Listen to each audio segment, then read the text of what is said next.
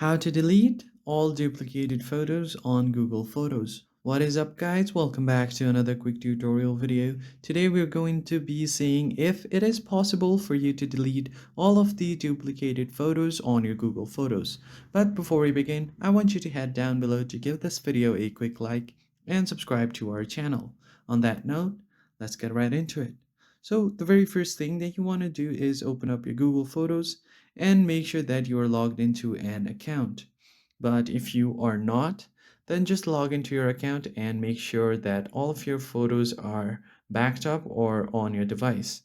So once you do that, the very first thing that you want to do is find the duplicated photos or videos that you want to delete. Just long press on them and then move them to recycle bin.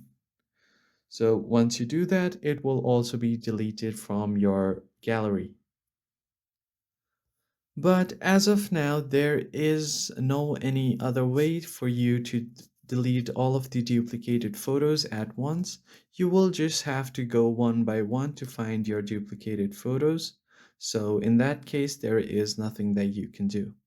So if Google Photos brings out a future update where it allows you to delete duplicate photos, we will be the first one to let you know. So make sure to subscribe to our channel and turn on that bell icon so you get notified about our latest uploads.